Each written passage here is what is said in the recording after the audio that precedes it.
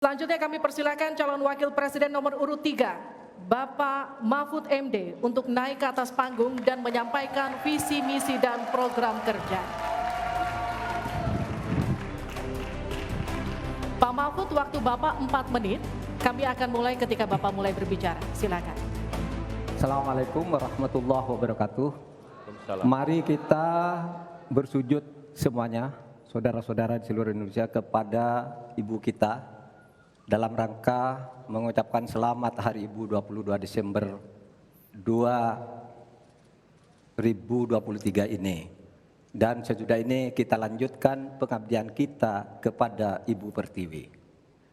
Ada yang bertanya kepada kami, mungkin tidak Anda mentargetkan mendapat pertumbuhan ekonomi 7% di dalam 1 tahun. Karena di dalam sejarah reformasi tidak pernah sampai tumbuh sebanyak 7%. Dulu hanya itu dicapai pada tahun 89 sampai 91 di era Orde Baru. Lalu pertanyaan itu saya sampaikan kepada beberapa orang ahli.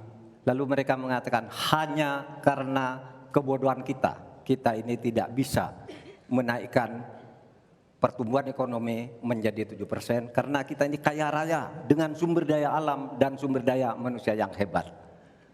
Masalahnya apa? Masalahnya banyak korupsi dan inefisiensi di sektor-sektor pertumbuhan ekonomi, yaitu di sektor konsumsi, belanja pemerintah, ekspor impor, dan investasi.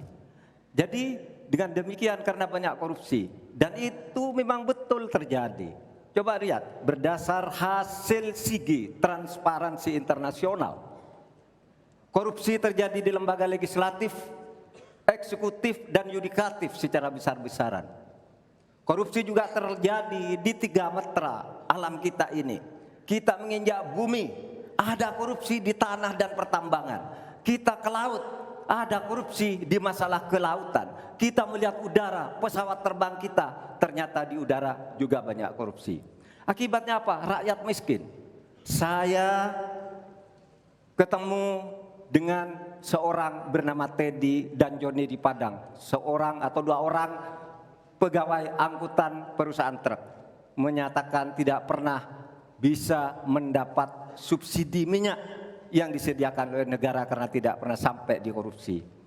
Saya juga ketemu dengan seorang Sri Wulan, anak kecil di Parongpong, Bandung Barat. Dia mengajak saya main layang-layang, katanya, "Bapak, saya ingin terbang seperti layang-layang meraih cita, tapi saya tidak dapat."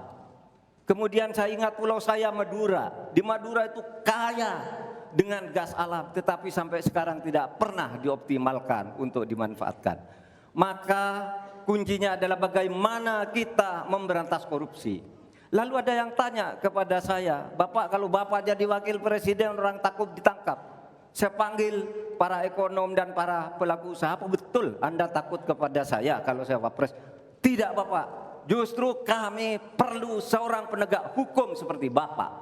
Karena apa? Kami kalau mau investasi di Indonesia ini diperas, mau berusaha ini diperas.